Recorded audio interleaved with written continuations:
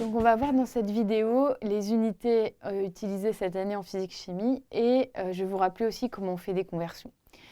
Donc ce qu'il faut savoir, c'est qu'en physique-chimie, lorsque vous avez un nombre, il sera toujours suivi d'une unité. Donc les unités que vous allez utiliser cette année sont les suivantes.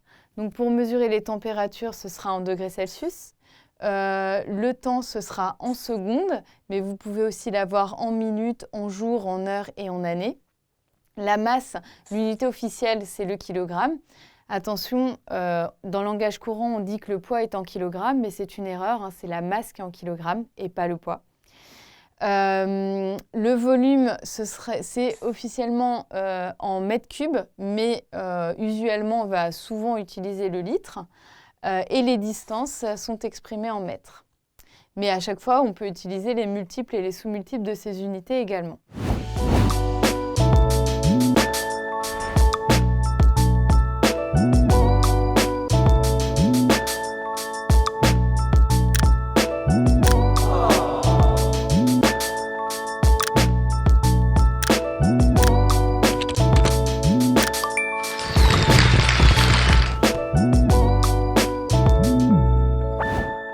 Alors, je rappelle aussi le cas du temps, puisque vous avez toute une partie sur le mouvement avec des calculs de vitesse. Donc, c'est bien de se souvenir des conversions des unités de temps. Donc, je vous rappelle qu'une heure, c'est 60 minutes. Une minute, c'est 60 secondes. Une journée, c'est 24 heures. Et une année, c'est 365 jours, ou, pour être plus précis, 365,25 si on tient compte des années bissextiles. Et c'est plus sérieux et plus précis d'en tenir compte. Donc, si par exemple on veut calculer le nombre de secondes qu'il y a en une heure, eh bien, il faut faire le calcul suivant. Une heure, c'est 60 minutes. Et dans chaque minute, il y a 60 secondes. Donc, pour avoir le nombre de secondes, on fait 60 fois 60. Et ça fait 3600 secondes. Si on veut savoir le nombre de secondes dans un jour, eh bien, on va se dire que dans un jour, il y a 24 heures. Dans chacune de ces heures, il y a 60 minutes.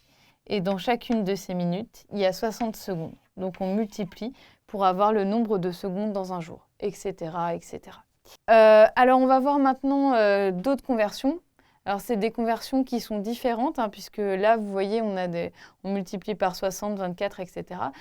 Pour les multiples et les sous-multiples des autres unités, ça va être beaucoup plus simple. Donc, c'est le tableau classique. Donc, j'ai mis le cas général ici. Donc, l'unité au centre. Et puis, en dessous, on va avoir déci, centi, milli. Et au-dessus, déca, hecto, kilo.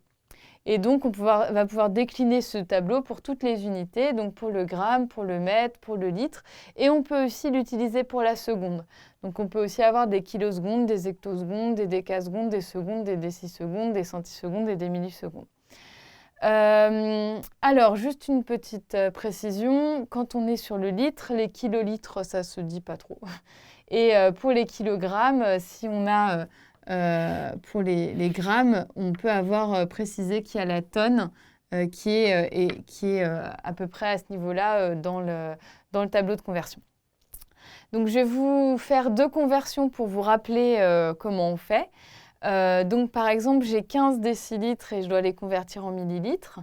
Donc, 15 décilitres, ça veut dire que je vais mettre le 5, qui est le nombre ici, dans la colonne des décis. Et le 1, je vais le mettre dans la colonne juste avant. Et je veux convertir ça en millilitres. Donc, je vais rajouter des zéros jusqu'à la colonne milli. Et donc, 15 décilitres, ça va être égal à 1500 millilitres. On va voir un deuxième exemple pour illustrer le cas des conversions avec des zéros et avec des virgules.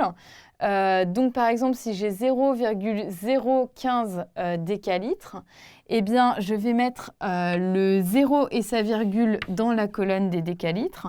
Et donc, dans la colonne d'à côté, je vais mettre le 0 et dans les colonnes successives, je vais mettre le 1 et le 5. Et je dois convertir ce nombre en litres. Donc, en fait, je vais décaler l'unité. Je vais décaler la virgule dans la colonne des litres, hein, qui est la colonne unité ici, et effacer du coup la virgule qui est là. Et je n'indiquerai pas le 0, parce que je ne vais pas écrire 0, 0, virgule, mais uniquement 0,15 15 litres. Donc voilà les unités que vous devez connaître et vous devez maintenant savoir effectuer correctement des conversions d'unités.